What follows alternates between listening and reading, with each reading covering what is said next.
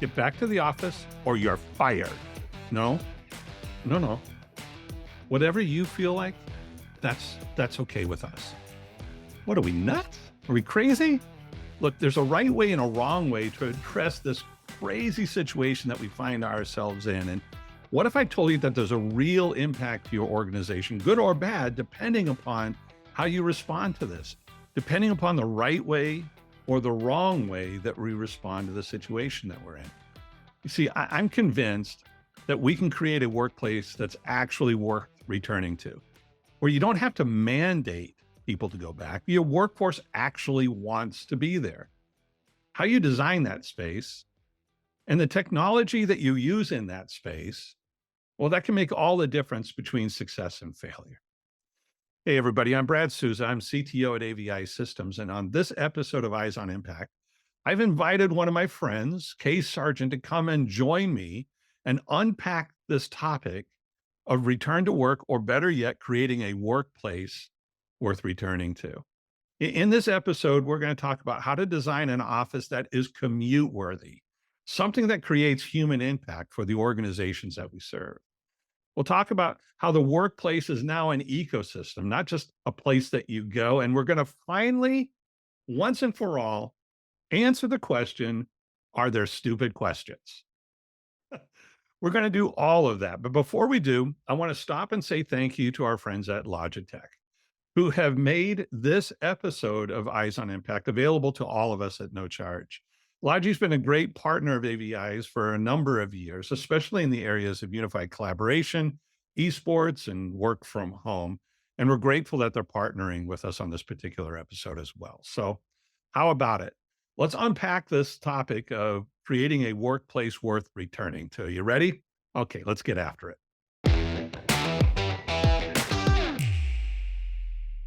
Okay, Sargent.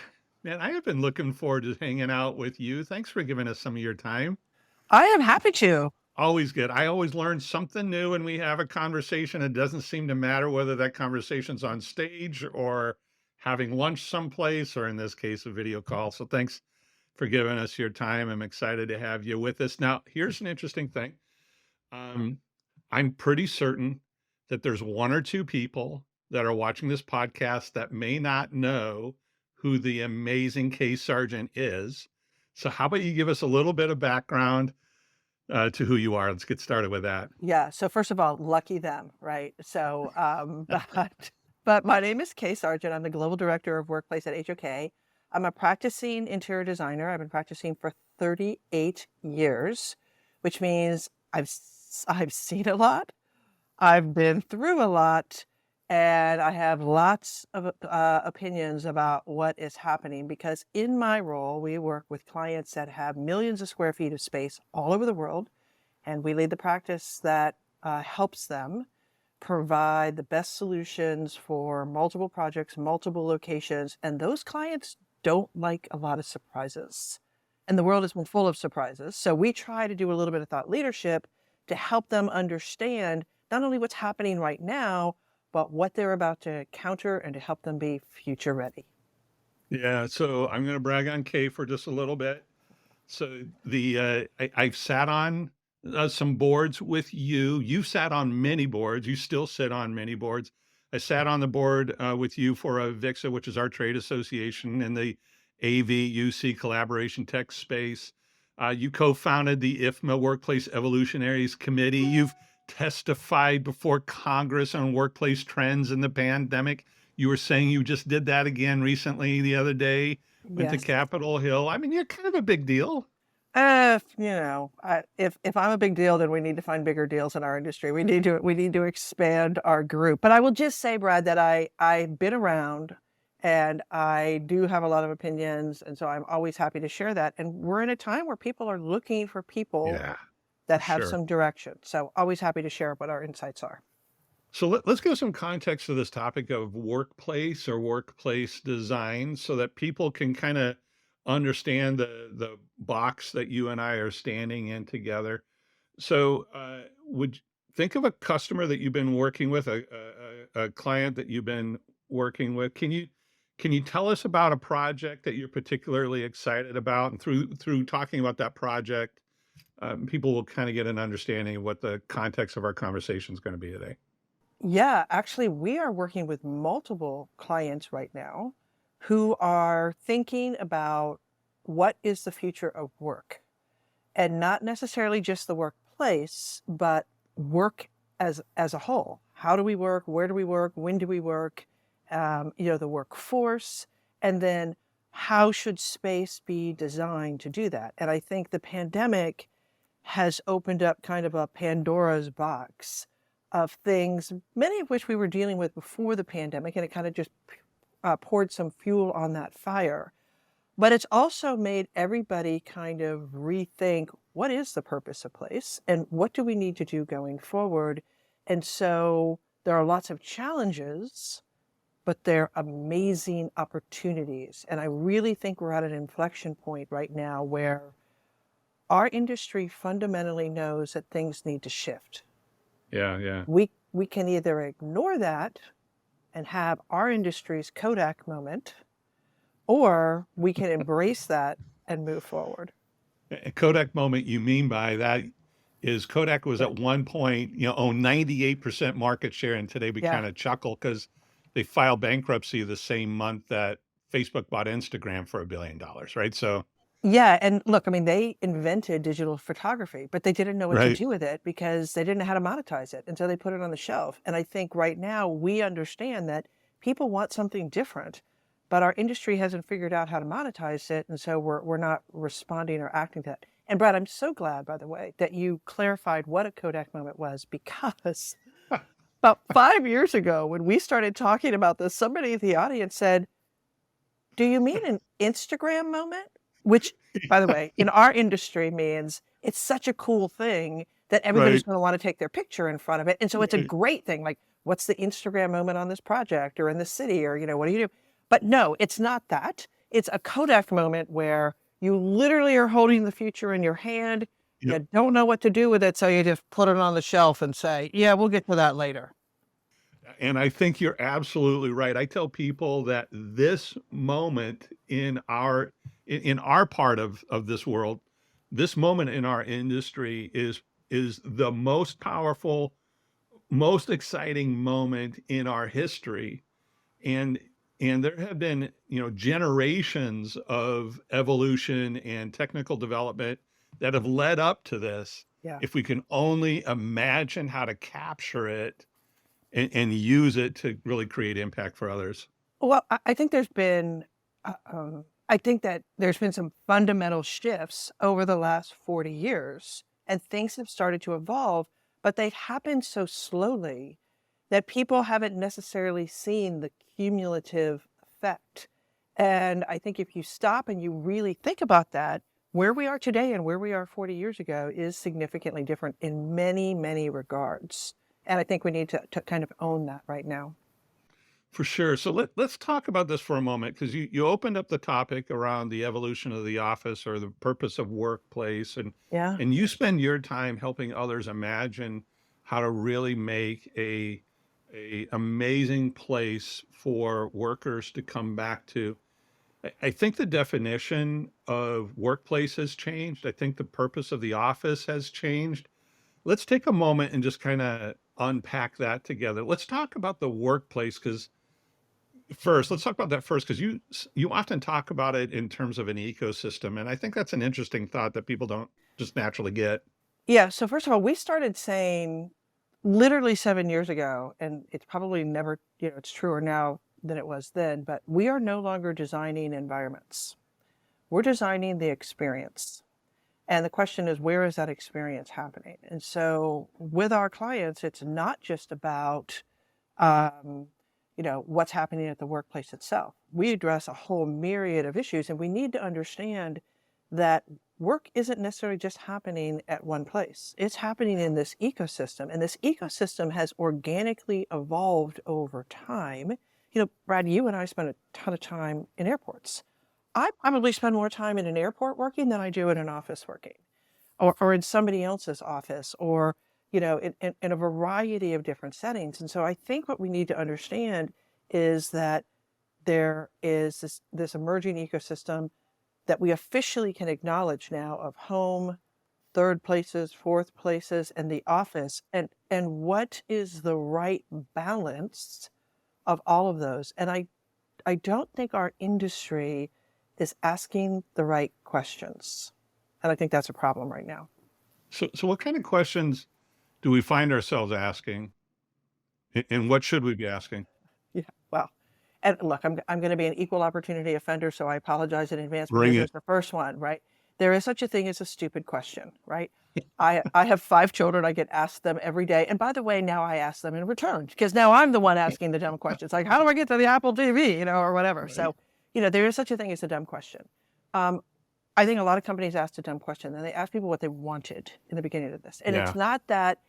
it's not that we don't care what people want. That's important, but it's not the only thing. Just because you can work from home doesn't necessarily mean that you should.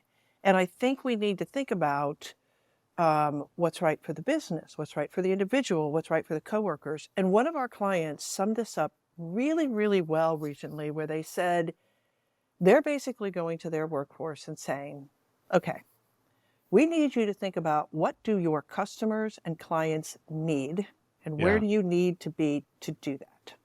Number one. Number two, what do your colleagues need from you? The people you supervise, the people you report to, the people that you're learning from or sharing from, what do they need and where do you need to be to do that? And then what do you personally want? And I think right now there's a lot of individuals that are waking up and thinking, I don't want to get dressed and put on pants and drive to an office today. I would just rather stay here. They're not thinking about those other factors, and they're not even thinking about what's right for their long-term professional career. And I think that's a challenge. We're thinking very self-centrically. And I think right now we're very divided, in not just in the workplace, but in a whole variety of ways. And that individualism, that lack of connected to the greater whole, I think is really causing some challenges. It's one of the reasons why what's happening in Europe is a little bit different, and what's happening in Asia is very different than what we're experiencing in the US right now. Talk about that for a moment, because I'm not sure I'm seeing what you're seeing there. So talk about that. Yeah, so in Asia, they basically are back at the office mostly. Oh, yeah, for sure. Yeah, and in a lot of cases, it's because you have people that are living in multi-generations and smaller living units, and you go to the office to actually have some space, right? Mm. Right. It's not like in America, where a lot of these cities were designed as central business districts with bigger houses outside in the suburbs, and people, have that space, and we have longer commutes. And they also have different rail systems in different parts of the world. I think in Europe, it's much more about the collective mentality and the group mentality. And I think here it's more of that individual entrepreneurial free spirit. What do I want? What do I think is important? And on one hand, that's fabulous because it's led to amazing innovation. But on the other hand, it's not necessarily thinking about what's good for the collective. And right now, I think most companies are doing a fairly poor job of tying people to something bigger than themselves. And the messaging is, I want you in the office because I want to see you sitting at that desk so I know you're working, right?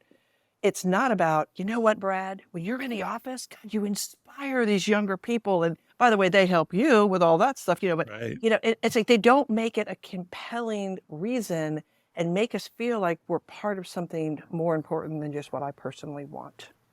I love that. We're going to talk about that a little bit more. Before we do, though, I want to just kind of land this topic that the purpose of the office has changed, because I've heard you talk about this. Matter of fact, I've successfully stolen this from you, and Good, it's integrated into many of my keynotes. And good. I usually give you credit, but it depends on the office. Whatever. Just take it. Just run with it, Brad. You talked about the office was really kind of the old way we designed an office was kind of like a leftover from kindergarten. You talk about that, and then you talk about the fact that people would say, "Hey, I'm going to go to work," and what that meant was I'm going to go to the office because everything I needed was there. Yeah. Talk about the change in the purpose of the office from that mindset. Well, let me just, and I'm going to make it broader than just the office. I'm going to talk about just Bring it. work in general, okay? And I'm Yeah. going to get really personal. I'm sorry, and this is a little dark, but I apologize for that too. Look, 40 years ago, I graduated with a degree that was paid off the day I walked out of school. And I thought I would have one career in one profession. Right. And I thought that would probably last about 30 years. I couldn't really work that much on the weekends because we didn't have internet or cell phones and all of that stuff. We Sure. didn't have computers. You could do a little bit, but not that much. So I was accessible, but to a limit. And I thought that I would be better off. I had the promise, not even thought, I had the promise of being better off than my parents. This Hmm. generation is graduating now with a degree that will take them 20 years to pay off. They won't even pay off that degree before they have to go back and get upskilled and retrained, something we didn't Wow. necessarily assume we had to do. They aren't going to be working for 30 years because we're already working 40 or 50 years. Unless universal income comes in, they are going to be working 40 or 50 years. They are expected and are accessible 24/7 a day. And in many parts, like in Europe, you're starting to see people put limitations on this. And they have the prospect of being worse off than their parents. You used to have to go to an office to get work done. You don't have to anymore. And so Right. not only has work has fundamentally shifted from a societal standpoint, from an educational standpoint, from a duration and an economic standpoint, it has fundamentally shifted. And so is the real issue here that people don't want to go back to their offices because they suck? Or is it, I don't want to waste all that time commuting? And if I'm going to be working for 50 years, that's kind of unobtainable. Like, where do I get a break? When do I get some relief? And so I think this pushback that we're seeing right now is that work has become fundamentally unsustainable. It's not that this generation is lazy. It's not that they don't want to work. It's that the prospect that has been laid in front of them is not the same one that was laid in front of us, and it's daunting. Wow. So it's overwhelming. The concept of working 8 or 10 hours a day in an office for 50 years is overwhelming, is your point. And and so therefore the way that you design a workplace is different. Am I hearing that right? Yeah, yeah, and Brad, let's just factor this in too. Sure.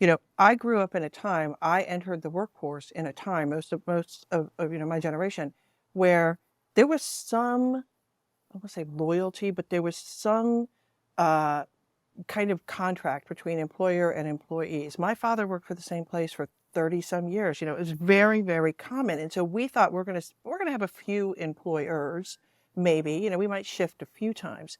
This generation watched their parents get laid off, you know, often later on in their careers. They've watched big swaths of people never be able to get a job when they graduated because of some of the economic situations. And that's not necessarily unique to them, but I Sure. think that they don't necessarily have the comfort blanket that some other previous generations had. And so I think they're taking a long, hard look on what am I willing to do?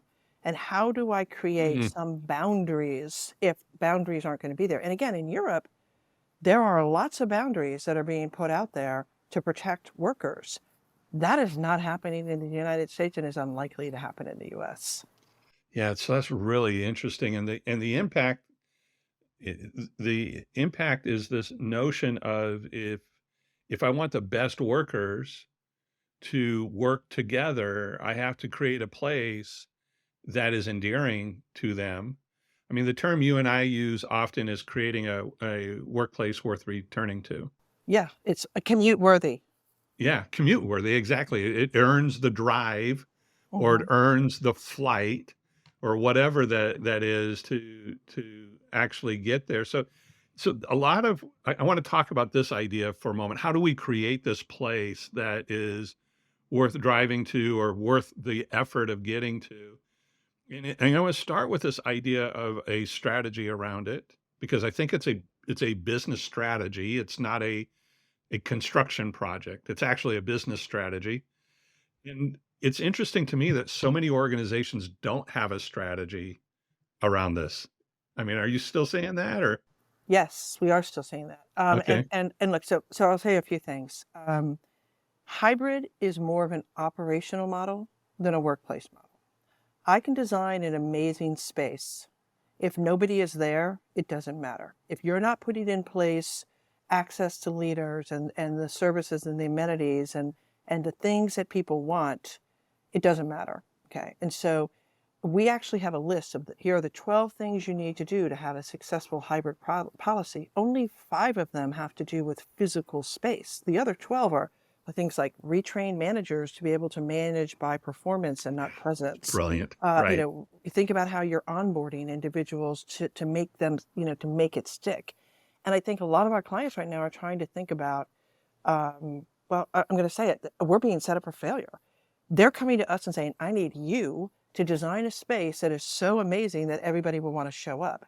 And again, I can design an amazing space, but if you don't have the policies and procedures in place, it doesn't matter. And one of the things that clients are asking us is, what is that amenity that's going to make everybody come in? I'm going to tell you what it isn't. Donuts. Coffee, maybe. You could argue it might be coffee, but donuts and free, and those are all nice things, but that's Sure. not going to do it. And so we actually believe, and I'm going to amend this because initially we said the number one amenity is people. Yeah. If I'm going to an office and it's invigorating and lively and there are people there and that's why I'm going and I see them and I can engage, that's great. If I go and I'm the only one there, I'm not staying. Okay. But I'm going to amend it to the number one amenity is access to leadership. If we're telling people that you need to come in for mentoring, for professional development, this generation wants to make an impact. They want to have access to those people. And so if I'm telling you, you need to come in, but then I'm not there, what is that saying? And so we're telling our clients, you need to rethink how you're designing spaces, because what are people coming in for? Are they coming in to gather? Are they coming in to connect with their employees? Are they coming in to do, some level of heads down concentrative work? Whatever that is, we have to figure that out and design for that. I'm not coming in to sit in a little teeny box. I'll tell you that. Yeah. Yeah. Okay. But then we also need to make sure that we have all of those other things in place that are making it a great space to be. You have to give me something at the office that I cannot get at home, whether that's movement, access to individuals, amenities, services, training, amazing technology, whatever that is, the energy, the buzz, the connection to the culture, the sense that I belong to something more important than myself. Right. Those are all really positive things, and we need to connect with that. So imagine, I'm not looking for a name of a customer. I just know the good work that you do. Yeah. I want you to lock 1 or 2 of those in your head, of customers that have gone on this journey with you. Paint a word picture of what it looks like when you have a good strategy. What does that Yeah. look like? Yeah. So it all starts with that strategy is clearly and consistently communicated. That you Okay. don't have one group doing one thing, another group doing something totally different, and then you start getting like, well, why can they do this and we can't do that, et cetera. It's also about having things that are fit for purpose. Yeah, talk about that. Talk about that some more, because I'm not sure people get that. Yeah. So look, a lot of our clients are saying, well, the only reason that anybody's going back to the office is to gather. Okay, that's one of the reasons. It's not the Sure. only reason. And so a Right. lot of our clients are saying, okay, get rid of some of these desks and let's just plop in gathering spaces right in the middle of that so that they can connect. But if you're not, if your managers don't encourage you to use those spaces, if being seen in those spaces is signaling to someone that you're not really working, you're messing around, if they're not in the right location, or if that's not what you do, like if you're doing individual work and you're doing, paperwork or whatever, and I'm not gathering or connecting or sharing, all of that, having those kinds of spaces does not fit my purpose, right? And so we need to really understand, what are your people doing?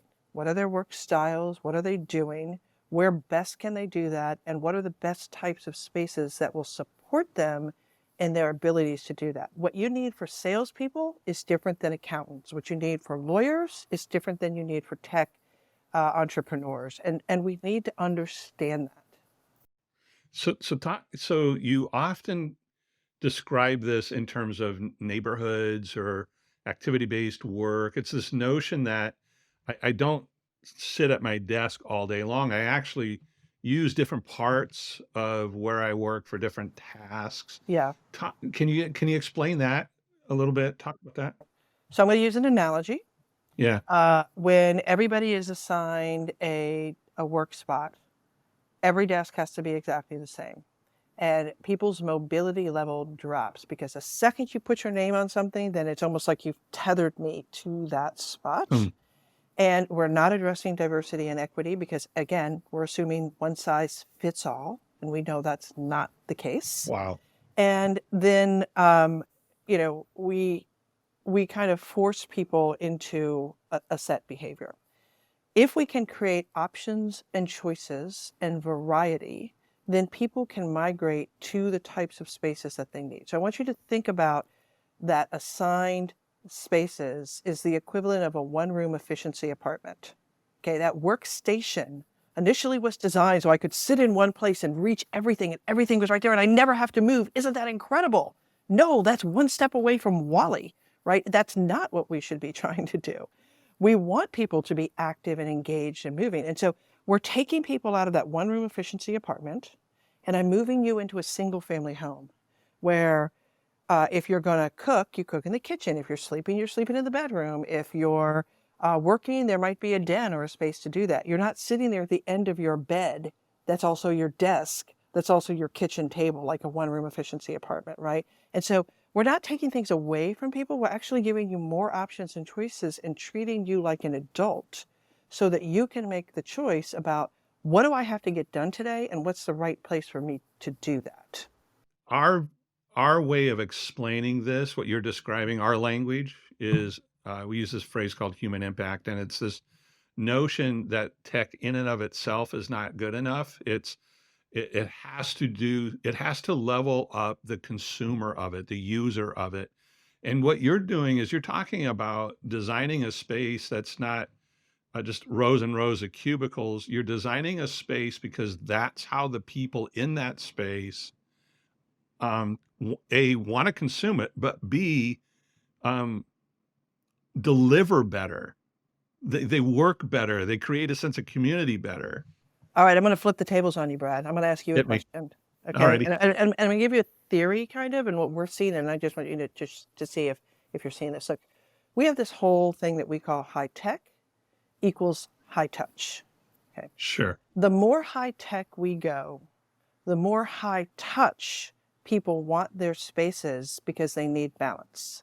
So our philosophy is if you think about sci-fi movies, most sci-fi movies, the futuristic workplace is very cold and sterile and metallic and dark and monochromatic and lots of screens and whatever. But we're humans and we need to feel like we connect.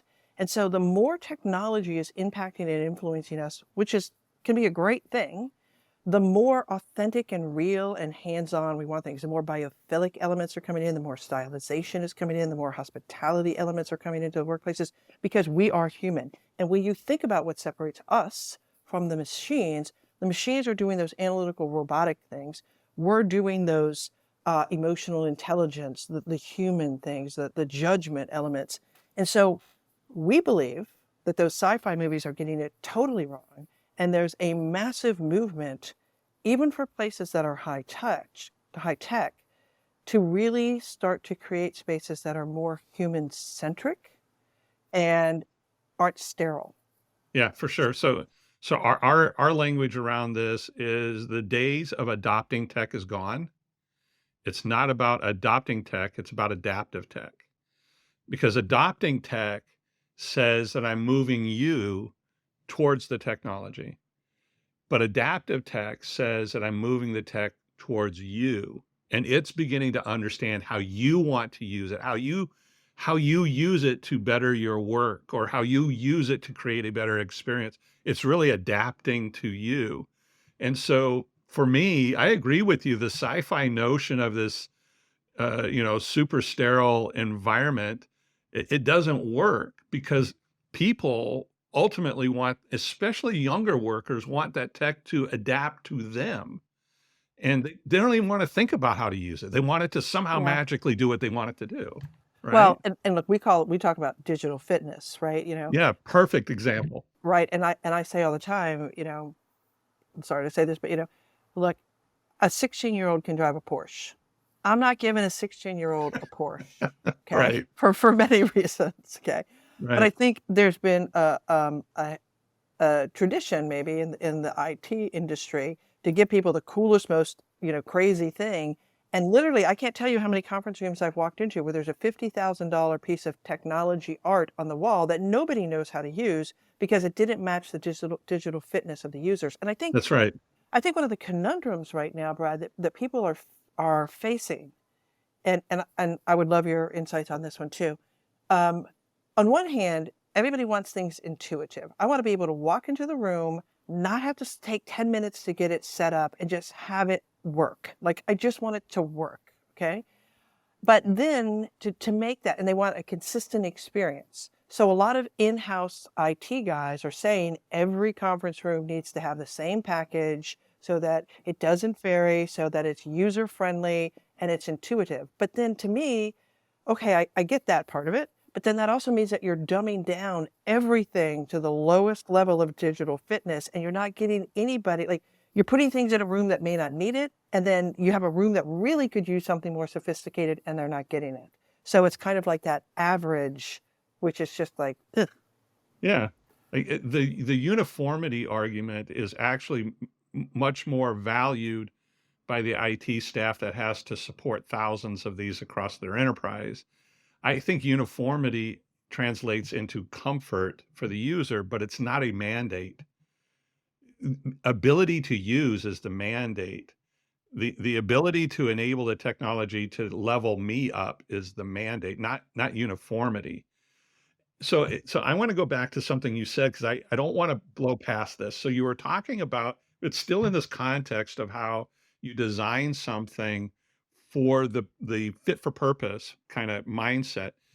And you and I have had you talked about biophilics, you talked about a number of different attributes. I want to camp for a moment on neurodiversity because this is a topic that's passionate for you, it's passionate for me, and it's this notion of delivering a space or an experience that is adaptive to that particular person. Talk about neurodiversity, how it impacts the way you design. Yeah. So here's what, and we've actually kind of broadened this topic a little bit more. So today, in a sense, we can talk about neurodiversity, but it's not just people that are neurodiverse, meaning people that maybe be ADHD, on the spectrum for autism, etc. Every single person, whether you're neurodiverse or neurotypical, is being literally assaulted by sensory stimulation. And you don't have to be on the extreme ends to be impacted by sound or visual distractions or temperature or any of those things. And so when we design for the extreme, we tend to benefit the mean. But we need to acknowledge that cognitive and social or sensory well-being are really critical elements. And we need to design spaces where people can function. If I ask designers, what are the top 3 things that you get on post-occupancy evaluations that are the 3 biggest issues? It's acoustics, lighting, and temperature. All 3 are sensory elements, okay? And so we've done a tremendous amount of research into really understanding how space is impacting you, and or you can create an ecosystem. There's your favorite word again, but I just had to get that in again.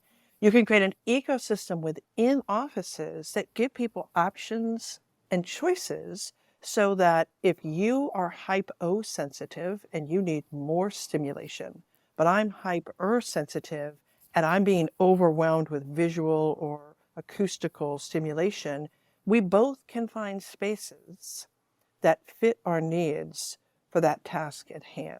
And so again, it goes back to options, choices, and variety.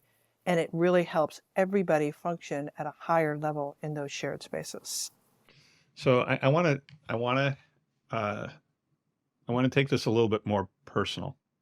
So as I've gotten to know you, there's some really lots of things to love about you, but you you you are super passionate about this idea of designing for people, not designing for a standard or a spec or how did that get started? What started that for you? Well, I mean, I think, first of all, as a designer, I truly believe that every space that we make and design has an impact on the individuals. And over the years, I've seen how it's impacted people. And I really got into workplace strategy. I'll tell you something I don't tell most people. I really got into that several years ago, probably 20 years ago, because clients wouldn't make decisions. And it's like, this is, here's what we're thinking, this is what you should do. And if we couldn't justify why we were making the recommendation, it was just our opinion versus theirs, right? And I will argue today, so, and again, equal opportunity offender, in a corporate setting, you are not designing me to design something that you personally like. You have a house, go do whatever you want that you like at your house. I am being hired to create a space that works for your population, for the mission of your organization, for your brand, for your culture, for your customers, okay? And so I need to understand, what is it that you're trying to achieve? Are you trying to achieve spaces that people will never want to leave, or are you trying to achieve spaces that people will come in, be wowed, and leave within 10 minutes, right? Because they got to go on to the next thing. And every decision that we make, I can argue why we made that decision and how it's impacting the behavior that we want. But if I say that every decision I make can have a positive impact on the individuals, I also have to acknowledge that if I don't design it well, it That's can have a right. negative That's impact. absolutely right.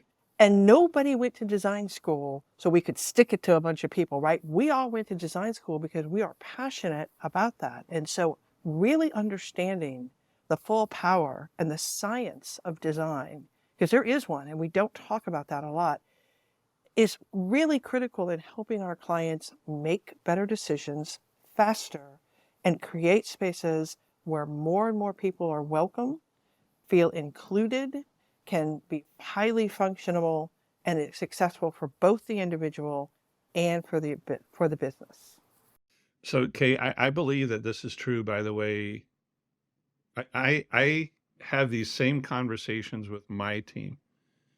And we're not talking necessarily about spaces. We might be talking about a UI, or we might be talking about a soundscape, or we might be talking about An experience. ultimately everything comes down to an experience because the experience is the emotional connective tissue between, in our case, the tech and the person. And and what you're talking about in design transfers into any kind of design. And if you're not doing it, I think you're missing the boat. That's why I love these conversations with you. And Brad, we're tied at the hip, okay? Because I can design the most amazing place on the planet, but if somebody goes into it and the tech doesn't work, they're not talking about how beautiful that room is. They're talking about, why isn't the tech working, That's right? right. And if I design a space that I don't bring you in early enough to make sure that it's highly functional, we're going to miss. And, Right.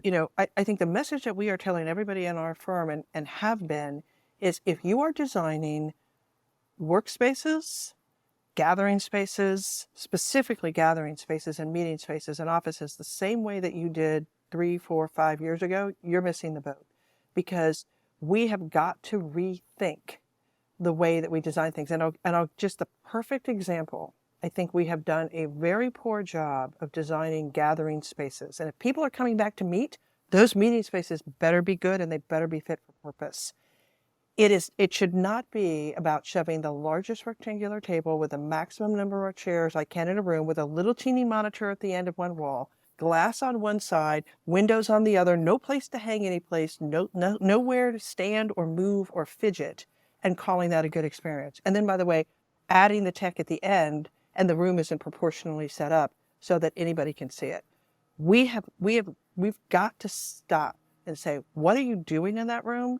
And let us help you design differently, because the old adages of, okay, conference rooms, 20 or 25 square feet per person, put it in the program, call it a day, that doesn't cut it anymore. Yeah. It doesn't. And we have to change that.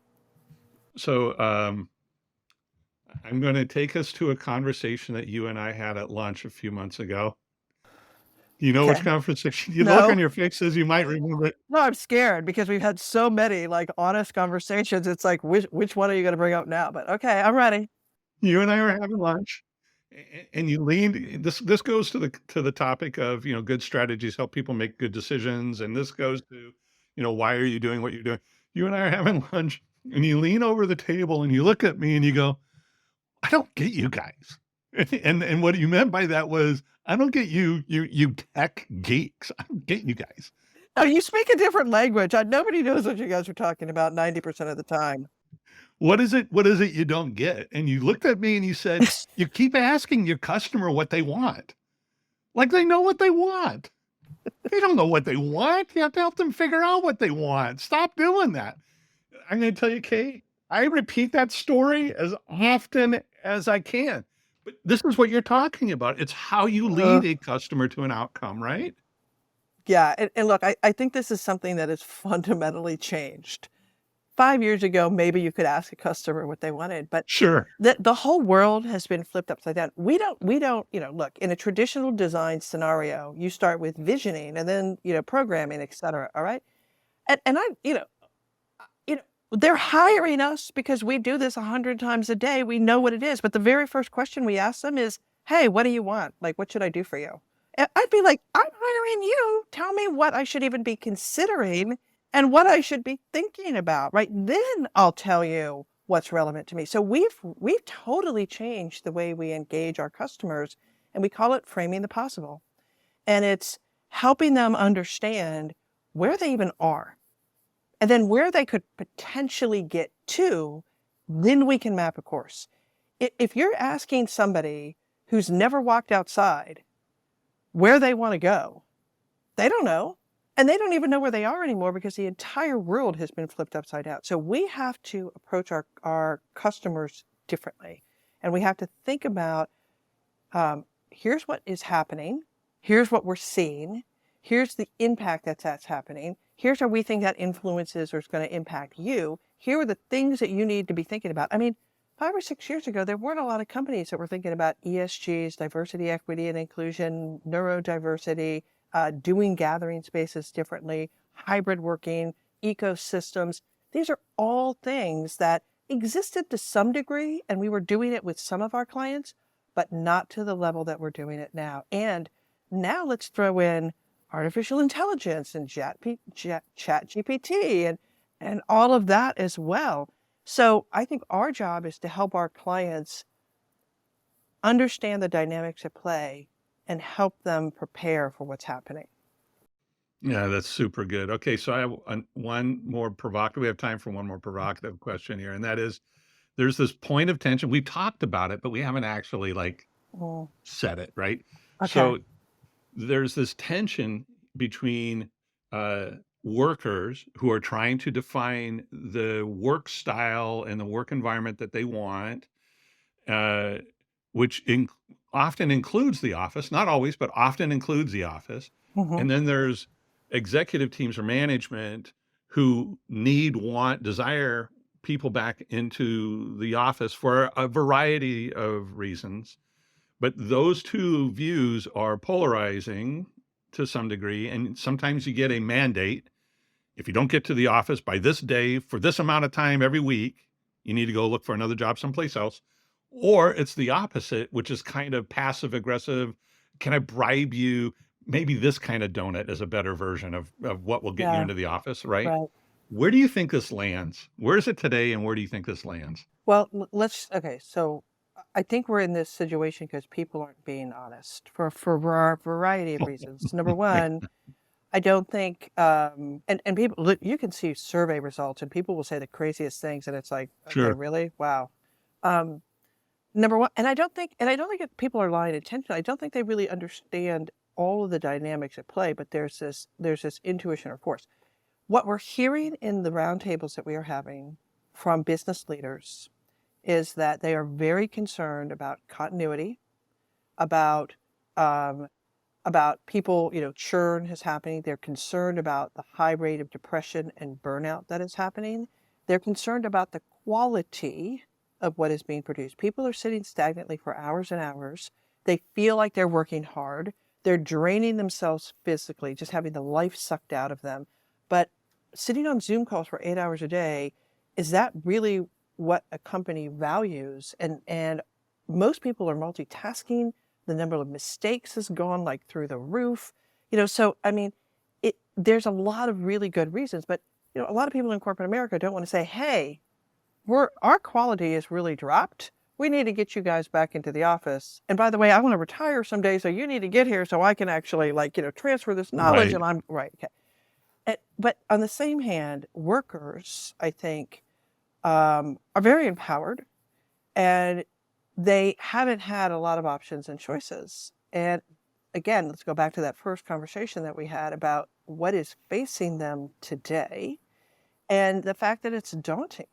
And I think a lot of people want a little bit more balance and a little bit more control, because we have to figure out a way that we can work in a more sustainable way. And there needs to be a reason and a logic. Again, telling people they have to be in the office just because you want them to be, and telling, somebody saying, I never want to come back, without thinking about what your job requirements are or what that does for the company or your coworkers, is also a not thing. So we have to be honest, and we also need to be fair to each other, and we need to think about the entire system, workers and the company, and how do we come to a solution that will benefit most. I do believe that some degree of hybrid work is here. I think people are going to very quickly realize that hybrid work is the hardest model to pull off, and in many cases is going to be the worst of both. I think it's going to be rough and rocky until people realize that they need to do something differently, and we need to fundamentally work differently. Sitting stagnantly on Zoom calls for 8 hours a day, whether you're in the office or at home, is not ideal for anybody. Yeah. Yeah. So good. So when you look in your crystal ball and you're looking down the road, whatever it is, your crystal ball is probably further out than my crystal ball. Um, what do you think about, what are the one or two things that you pay attention to that have the potential of really advancing this field of workplace design? I think we need to think differently in many regards. I think we need to totally rethink gathering spaces, and not only where they are, like how we design them, but where they are. You could look at any high-rise building in New York City, and there's probably 50 floors. There's probably at least 30 tricked out conference rooms that are used an hour a day or a day a week at most. That's a total waste, right? We need to think about how do we leverage the sharing economy and create maybe less space, but it's better space, and maybe it's a managed conference center or whatever. So we get rid of some of those challenges that you and I were just talking about, and maybe not everybody has to own it. We've always been very siloed. I have to have all my own things. You have to have your own thing. We all are in this same space. I have no idea who works above me or below me. We don't share anything. It's kind of a waste in a regard. And so I think in a lot of cases, we're thinking about creating more communal spaces and sharing opportunities. We have got to get serious about sustainability. It is a huge issue. We have got to get serious about repurposing an aging infrastructure of building.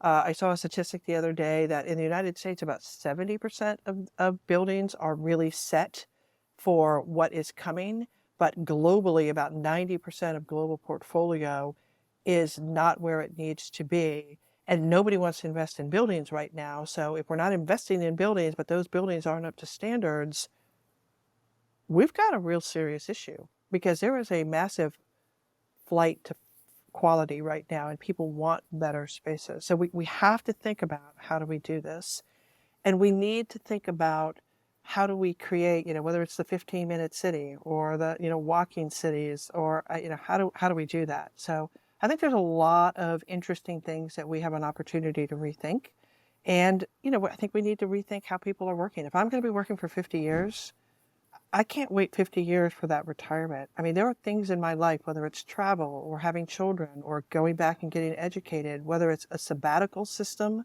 whether it's periodic breaks, whether it's something we need to make it so that people can actually sustain and it's more palatable. And then, I think if you think about athletes train in spurts and then you take a break and then you train in spurts. We need to work more like athletes. And I think this notion that, 8-hour day, I think is going to go. I find it fascinating that I tend to work a lot more than an 8-hour day. But there's lots of times where it's like, all right, here it is, 3 o'clock in the afternoon. I have calls until 6:30 or 7. I can either sit here and then sit in traffic and not get home until 8:30 or 9, or I could leave now, miss the traffic, take my calls from home, which I'm trying to avoid bothering people in the office anyway, and then I'm home in time for dinner because I've already done that. So I think we need to think about things a little bit more fluidly as well. Okay. What if there's somebody listening that's an aspiring designer? Maybe they're a tech designer and they might look like me, or they're a space Yeah. designer and they might look like you. What would you say to them? One thing that you would say to them that would level up their game as a designer? Look, I think actually it's funny. A lot of the problems that we're facing right now have actually been solved someplace else. Okay, so the auto industry is kicking our butt right now. You can get in a car that is all tricked out, it's totally intuitive to what you need, what you want, adjust to you personally, and in offices, we're still crawling around trying to find an outlet. Or this whole thing about permission signaling, right? Well, how do I know if anybody wants to interrupt me? We figured that out in restaurants and bars. Like, we know how to do that. Like, if I'm at a high top table in the middle, people are going to, I'm telling people, come talk to me. If I'm in a booth in the back, I'm saying, stay away from me. I'm having a private conversation. So we can do this stuff. We've figured it out other places. We just need to be a little bit bolder and braver. And I think in North America, we need to rethink the model, because I believe we've fallen behind in North America because we have some of the longest lease terms and we build out more extensively than we do in other parts of the world. And so the mantra has always been, we're going to do this once every 10 years. We're going to spend a lot of money. Don't screw it up. And so people tend to be more conservative, where in other parts of the world where they're flipping their real estate every 3 or 4 years, they try things because we're going to be gone in 3 years anyway, or we're going to get rid of this, etc. And so I think we need to embrace the fact that change is going to be constant. We need to pilot. We need to be a little bit bolder. And we need to think a little bit differently about how we deliver spaces, how we design spaces, how we approach our clients, what it is that we're offering and what it is. And I'm going to go back to what I said, Brad. You and I are no longer in the business of designing environments. We are designing experiences. Okay, Sargent, you're always amazing. I love it every time we get together. It's a pleasure to hang out with you. We just spent an hour talking about the things that we love. And man, I can't say thank you enough. Thank you for joining us today. No problem. Happy to. Next time we'll solve world peace, okay? There you go.